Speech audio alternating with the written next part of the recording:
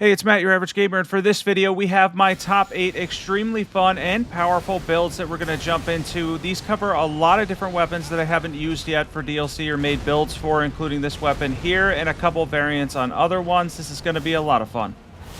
For the first one, we have the God of Rot build. This build is amazing, honestly, in the sense that you can get a lot of rot build up. This is not going to be one of those builds that does a ridiculous amount of damage, but you're going to rot bosses fast using Scarlet Oania in combination with the rot weapon that we get from the DLC boss Remembrance, Romina's weapon.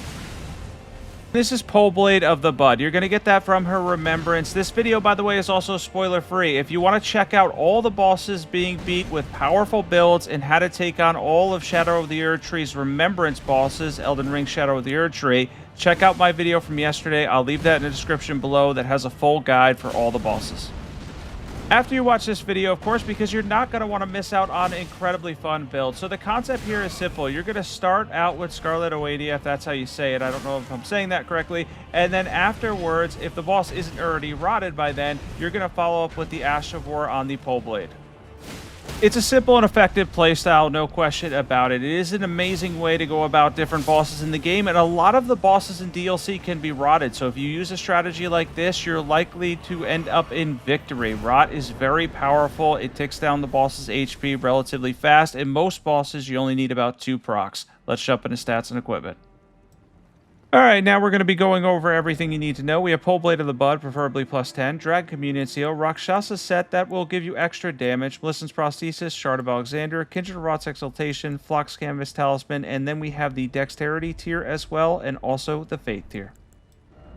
And for stats on this one, we have 60 Vigor, 20 Mind, 28 Endurance, we have 15 Strength, we have 27 Dexterity, 25 Faith with the Faith tier, 55 Arcane, Golden Vow, Flame Grant Me Strength, and Scarlet Oania as well. Alright, next up here, we have the Flame Lightning Samurai. So I end up messing up here a little bit towards the end of this fight. I end up missing with the Flame Lightning ability. It is a little bit difficult to aim at times, but I end up hitting him the second time with it, though, and I do end up making up for it. But this combines using an Occult Katana with overhead stance, and on top of that, we're going to be using Bale's Flame Lightning, which is incredibly fun to use and does mostly lightning damage. Now, you may have seen this come up at the beginning of the video, but you can run this build with the last build. I did these in pairs. There's essentially 4 pairs of them that each of them have 2 stats, so 2 different builds you can use for each of these. We have the Occult Great Katana with overhead stance. We have the Dragon Communion Seal, Rakshasa set for extra damage. Melissen's Prosthesis, Shard of Alexander, Lord of Blood's Exaltation, Outer God Heirloom, Thorny tier, and Faith tier 2.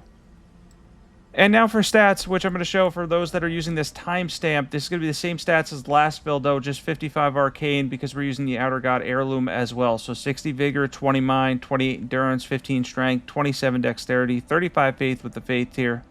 Then you can use Golden Vow, Flame Grant Me Strength, Bale's Flame Lightning, and then any other dragon incantations you want to use with this build. You'll have relatively good scaling with the Dragon Communion Seal. This is an excellent opportunity to use something like the Great Katana and then mix in dragon incantations. And next up here, we have the Putrescent Knight build, if I'm saying that right. And we're going to be using the Cleaver for this one, which really has an incredibly fun Ash of War, which, by the way, can continuously go. You can use this basically as long as you don't get hit out of it over and over again. It builds up a little bit of frost, too.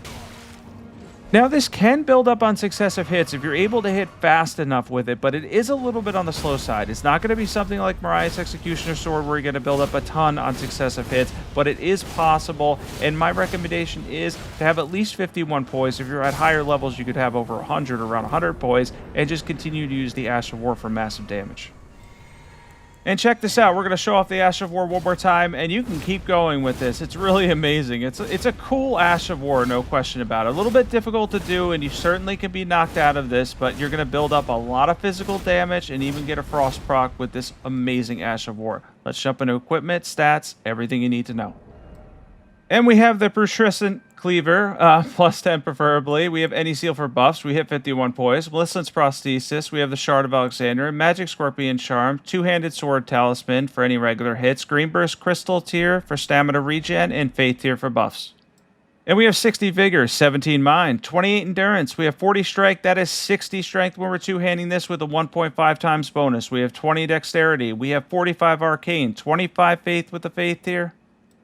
And if you're interested in this stat line, as I mentioned earlier, the next clip will be a build using the same exact stats because these are in pairs. And now to the other one, we have the Dragon Flash build. This is a really cool build where we get to use the Ash of War White Light Charge with this amazing weapon from DLC, and we get to mix in Dragon Incantations on this one. I like Dragon Ice for that Frost debuff. And of course, our weapon is the Ancient or Meteoric Greatsword. That's a lot of words for one weapon, and this does a good amount of posture damage too on your regular hits, your jump attacks, and of course the best part about it though is that amazing Ash of War that does a lot of magic damage and good posture damage too. Yeah, this is one I recommend picking up in DLC and combining with a lot of builds, and because of the fact that it's a strength and arcane build, you could use the Dragon Communion Seal again here too. That's the other advantage with this build and the last build. The first two, you kind of have that too with a little bit of arcane there invested as well. The main thing here is being able to use that, have over 300 scaling on top of having a very good weapon.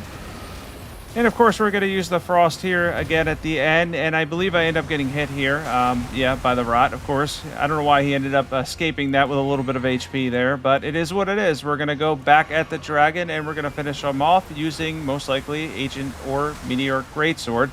Again, so many words for one weapon, but an amazing weapon, and honestly, one of my favorite weapons in DLC. The Ash of War is just cool to look at, does good damage, and can break bosses' posture too, which is another plus. You know what time it is. It's time for equipment and stats. We're going to jump into equipment and stats right now. We have the Ancient, Meteoric, or Greatsword, plus 10 preferably, Dragon Communion Seal, we hit 51 poise, Roar Medallion, Shard of Alexander, Magic Scorpion Charm, Arsenal Charm plus 1, or Great Jar's Arsenal if you have it, Magic Tier, and Faith Tier 2. All right, for those using this timestamp, same stats as the last build. We have 60 Vigor, 17 Mind. We have 28 Endurance, 40 Strength. That's 60 when we're two-handing this, 45 Arcane. The main concept is the weapon, then using Dragon Ice, Golden Vow, and Flame Grip Strength. All right, now for my absolute favorite one on here, no question about it, and that is the Savage Fire build. This is an insane build that uses Savage Lion's Claw with Flame Art on Freya's Greatsword. This is an amazing Greatsword that gets a damage boost when you're using Redmane Ashes of War. And we combine Fire's Deadly Sin to look like an absolute madman while we do this. Because guess what? We really only need Golden Vow. We don't even need the body buff. This is so good. It's going to get so much damage. A good amount of posture damage, but mainly here the fire damage and the fact that we can hit twice. We can absolutely crush enemies using Freya's Greatsword in Flame Art with, of course, Savage Lion's Claw. Let's jump into equipment, stats, everything you need to know for this build.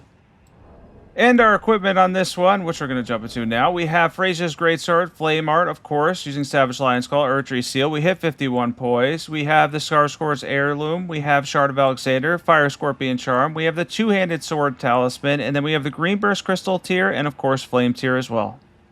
That first slot, if you have enough strength to two-hand it, that you can put any talisman in that slot, any talisman you want in that slot. 60 Vigor on this one, of course, 21 Mind, 30 Endurance, 20 Strength, so we can two-hand it, that'll be 30. We have 15 Dexterity, 70 Faith.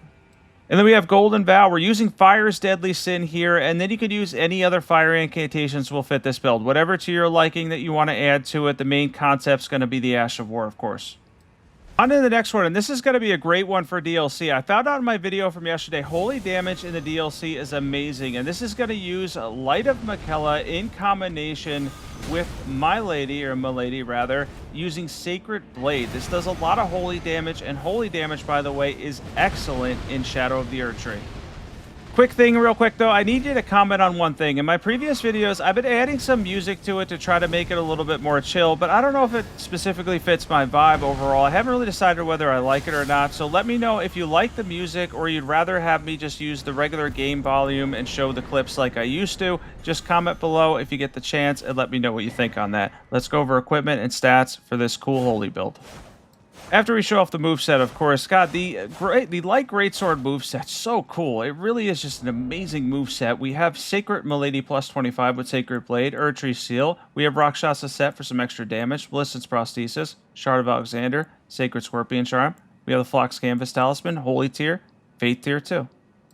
All right, now we're going to jump into stats for this one, of course. Same stats as last build, except we're using the Faith tier here, so we have 80 Faith. We have 60 Vigor, 21 Mind, 30 Endurance. We have 15 Strength. We have 20 Dexterity, so we could use Milady.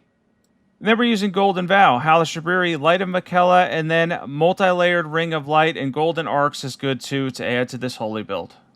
And next up, we have two shield builds. We have a Blood Poke build. This Ash of War on this isn't that great, by the way. This is the Blood Fiend's Spear, essentially Mogwin's Sacred Spear, with a lot less damage for some reason, but I guess more of a focused target.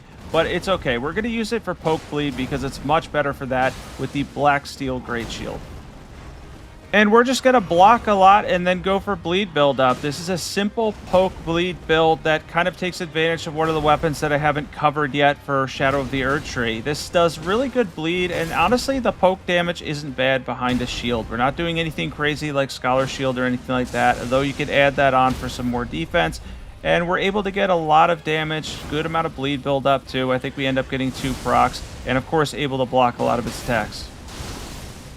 And then we're going to continue to block here. That's all concept. Just make sure you block as much as you can. You're only going to take a little bit of elemental damage. If you use Scholar Shield, as I mentioned, you'll take even less. And if you're being hit by holy damage, the Black Steel Great Shield is great against that too. I talked about that in my boss video for yesterday. We're going to jump into equipment, stats, everything you need to know.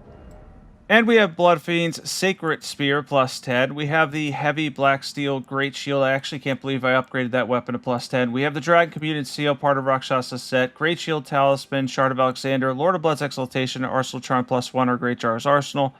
And I actually just realized this as I was making this video. There's actually only 3 pairs because this works with 4 builds. This is similar to the other 2 I did earlier in the video. You're going to see the same stat lines. There's actually 4 different builds you can do with one set of stats. 60 Vigor, 17 Mind, 28 Endurance, 40 Strength, 45 Arcane, and then we're going to be using Golden Vow and Flame Grim Strength. And our last one up here has a lot of variety, and this is a lightning counter build. So the concept here is to use the Flowerstone Gravel and use the lightning attack when you're far away. If you want to, you could use some light hits if you want to get in some quick, less stamina, costly hits. And then towards about the halfway part through this fight, we're going to show off guard counter ability as well and use that as our main concept for the build. So yeah, a lot you could do with this one. If you want to get in some quick hits, you could do that. And then, of course, we're going to move on to guard counters and blocking, of course. Make sure that you dodge any grab attacks. That accounts for pretty much any of the bosses that do that in the game. The final boss of the DLC is going to do that. A lot of bosses have a grab attack, this one included. Do not get grabbed. You can't block it, and you can't guard counter it as far as I know. So we're basically, the concept here is to block with the shield, and then you're going to hit R2, or if you're on Xbox, right trigger, and that will give you a guard counter with a perfect guard, basically an attack that does additional poise damage and a little bit more damage. I'm actually glad I had the sound on in this one, and I chose not to use music because you have to listen for it. You get that sound, and then afterwards you can then use the guard counter. That sounds incredibly obvious. You heard it on the screen multiple times, and then you just follow up with a charged attack, and it does a little bit of additional damage and posture damage. Let's jump into equipment. We have the Flowerstone Gravel, preferably plus 10. We have the Gilded Great Shield. We're using the Dragon Communion Seal. We hit 51 poise. Great Shield Talisman. The Curved Sword Talisman for guard counters. Shard of Alexander for our weapon art. Arsenal Charm plus 1 or Great Jar's Arsenal. Lightning Tier for additional lightning damage. And Faith Tier. By the way, I forget to mention this in my videos. When I use the Faith Tiers for buffs, my levels will add up to 160. So if you're using a build calculator, it's going to add up to 160. That's because I'm using the Faith Tier. And same stats as last build, 60 Vigor, 40 Strength, and if you're two-handing it's going to be 60, but we're single-handing here. 45 Arcane, 25 Faith with the Faith here, Golden Vow, Flame Grit, Strength. And thanks for watching this one. Thanks for tuning into my top 8 fun builds. This was a spoiler-free video. I'm not going to be doing too many more of those. It's going to be mostly DLC stuff from here on. If you haven't checked out my boss guide for DLC, that includes all Remembrances and Baal, how to take them down, check that out. It's in the description below. Don't forget to sub either if you're enjoying this awesome Elden Ring content. And I hope everybody has an amazing day. Be sure to comment if there's something I haven't covered yet that you want to see. I will catch everybody soon.